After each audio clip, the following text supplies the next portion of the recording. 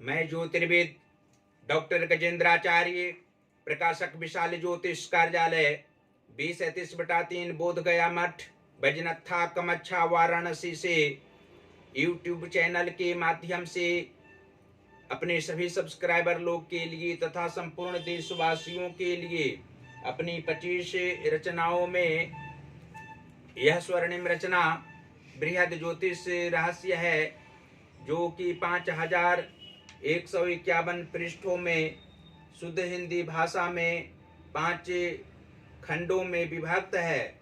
इस ज्योतिष महाग्रंथ बृहद ज्योतिष रहस्य को इतनी कलम अर्थात 525 कलम से मेरे द्वारा रचना हुई है। आज आप लोगों को जन्म कुंडली के पंचम भाव में सूर्य और केतु के मेल से जो फल प्राप्त होता है उसको स्पष्ट शब्दों में दर्शाने जा रहा हूं। जन्म कुंडली के पंचम भाव में सूर्य और केतु के मेल से जातक को संतान के प्रति विशेष लगाव रहेगा। इसकी बुद्धि में ज्यादा प्रखरता नहीं रहती है। अपनी संतान को बुद्धिमान यह समझने ज्यादा लगते हैं, जिससे समाज व घर द्वार में हर प्रकार से दुख इन्हें एक दिन होता है। यह सब स्थिति मंदे रहने पर ज्यादा होती है, और यदि शुभ के ये दोनों ग्रह हों तो विद्वानों की भांति कार्य करना प्रारंभ कर देना स्वाभाविक लक्षण तथा सबकी संतान को अपनी संतान की भांति प्यार करने वाले, सही में चतुर प्रवृत्ति से युक्त रहने वाले, विद्या की उपयोगिता को जीवनों पर्यंत समझने वाले, ज्ञानियों के विचारों से युक्त रहने वाली बुद्धि और धर्मानुयायी विचारों से युक्त ये जातक निरंतर रहते हैं। पंचम भाव के सूर्य और केतु जातक को उत्तम फल भी प्रदान करते हैं। यदि उत्तम फल प्रदान करें तो इसके लिए स्वतः जातक को माता सरस्वती की पूजा आराधना हमेशा करनी चाहिए।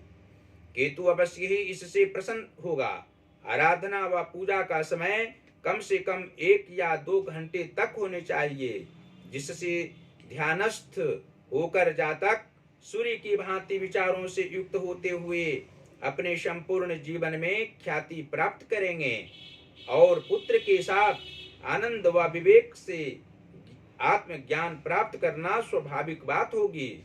साथ ही सदाचार की भावना पिता पुत्र में सभी स्थितियों में रहेगी। और यह भी स्पष्ट शब्दों में आप लोग जान सकते हैं कि जन्म कुंडली के कर्म भाव के स्वामी शुक्र ग्रह हो तथा मातृ भाव के स्वामी मंगल ग्रह हो तो पंचम भाव स्थित सूर्य और केतु के प्रभाव से जातक को कर्म करने का मन जिस रूप में रहता है उस रूप में फल प्राप्त नहीं होता है। कर्म करने में व्यवधान उत्पन्न होता है। सहयोगी जन अच्छे विचारों के इनके नहीं होते हैं। मित्र जन भी इनकी भावनाओं पर आघात पहुंचाने वाले होते हैं। मातृ सुख इस जातक को अवश्य होता है।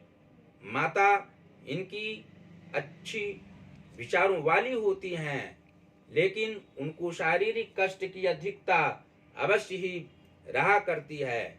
और जन्म कुंडली के भाग्य भाव के स्वामी मंगल ग्रह हो तथा धन भाव के स्वामी बुध ग्रह हो तो पंचम भाव स्थित सूर्य और केतु के प्रभाव से जातक का भाग्य 24वें वर्ष के उपरांत उदय होता है और 8 वर्षों तक लगातार भाग्य एक समान चला करता है, लेकिन उसके आगे भाग्य में रुकावट पैदा होना स्वाभाविक है। आयु के मध्यावस्था के उपरांत जातक को मानसिक तनाव, शारीरिक परेशानी की सामना करनी पड़ती है। धन धान्य का अभाव उस काल में अवश्य ही कम होना स्वाभाविक है। और जन्म कुंडली के एकादश भाव के स्वामी बुध ग्रह हों तथा पराक्रम भाव के स्वामी शुक्र ग्रह हों तो पंचम भाव स्थित सूर्य और केतु के प्रभाव से जातक का मन अंदर से उत्तम विचारों से युक्त रहना स्वाभाविक है। बाह्य रूप से क्रोधी स्वभाव के होते हैं, लेकिन अंदर से आत्मिक ज्ञान इस जातक में अवश्य ही रहा करता है। गुणवान ये होते हैं, कृतज्ञ और दृढ़ संकल्पी व्यक्ति होते हैं। साथ ही जन्म कुंडली के सप्तम भाव के स्वामी शनि ग्रह हों तथा लग्नेश सूर्य ग्रह हों तो पंचम भाव स्थित सूर्य और केतु के प्रभाव से जातक का दाम्पत्य जीवन सुखमय तो नहीं रहा करता है, लेकिन सामान्य रूप से सभी अवस्थाओं में एक समान वातावरण अनुकूल रहना पारिवारिक क्षेत्र में स्पष्ट है। पति पत्नी के बीच में सामान्यतया मधुर संबंध रहा करता है और उत्तम विचारों से युक्त जातक की अर्धांगिनी अवश्य होती है। और अंत में आप लोग यह स्पष्ट रूप से समझ सकते हैं कि जन्म कुंडली के 6वें भाव के स्वामी शनि ग्रह हों तथा 8वें या 12 भाव के स्वामी गुरु बृहस्पति या चंद्रमा हों तो पंचम भाव स्थित सूर्य तथा केतु के प्रभाव से जातक का मित्र उत्तम प्रवृत्ति वाला नहीं होता है। मित्र के भरोसे भी जातक के रहा करते हैं, लेकिन मित्र इनके अवगुण से युक्त अवश्य रहा करते हैं जो ये जातक समझ नहीं पाते हैं और आर्थिक परेशानी की सामना उसके कारण इनको करनी पड़ती है। जीवन का उत्तरार्ध भाग तनावपूर्ण रहा करता है, धन का अपव्यय होता है, लेकिन मानसिक तनाव कम होना स्वाभाविक है। और जन्म कुंडली के नीच भावों में यदि उच्च ग्रह विराजमान हो और उच्च भावों में शुभ व केंद्र में यदि पाप ग्रह बैठे हों तो पंचम भाव स्थित सूर्य और केतु के प्रभाव से जातक को शारीरिक कष्ट की सामना किसी भी काल में करनी पड़ सकती है। मानसिक परेशानी भी उत्पन्न हो सकती है, आर्थिक क्षति होना भी लाजमी है। इसके लिए भगवान शिव की आराधना अवश्य ही करनी चाहिए। शिव महिमन स्तोत्र का पाठ करें। जातक तो अत्यधिक फल शुभ फल प्राप्त होना इसके कारण अनिवार्य रहेगा। और बीज मंत्र दुर्गा निवारण बीज मंत्र का 3 माला जाप करने से तथा सूर्य की आराधना करने से अवश्य ही जातक को हर प्रकार के सुख प्राप्त होंगे और आर्थिक तंगी किसी भी काल में नहीं रहा करेगी। पारिवारिक क्षेत्र में सुख शांति पूर्वक जीवन यापन इनका होना स्पष्ट बात होगी। और अंत में इस ज्योतिष महाग्रंथ बृहद ज्योतिष रहस्य को मंगवाने के लिए आप लोगों को अवश्य कहते रहेंगे, क्योंकि इसको मंगवाने से आप लोगों को सभी प्रकार के सांसारिक सुख प्राप्त होंगे, अनेकों जन का कल्याण कर सकते हैं। इसका अध्ययन करने वाला व्यक्ति अवश्य ही ज्योतिषी होगा और ज्योतिर्विद की भांति उच्च विचारों से युक्त होकर अनेकों जन का कल्याण किसी की कुंडली देखकर कल्याण करने की भावनाओं से युक्त रहा करेगा। इसके लिए हमसे आप लोग संपर्क कर सकते हैं और प्रकाश की कार्य हम करते हैं। हिंदी का पुस्तक यहाँ से प्रकाशित करा सकते हैं आप लोग, संस्कृत का पुस्तक प्रकाशित करा सकते हैं, इंग्लिश का बुक प्रकाशित करा सकते हैं।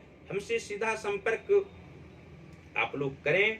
जो पहला नंबर है व्हाट्सएप नंबर है 94 51 22 87 और 47। दूसरा नंबर है जो पेटीएम नंबर है 88 40 76 17 और 92।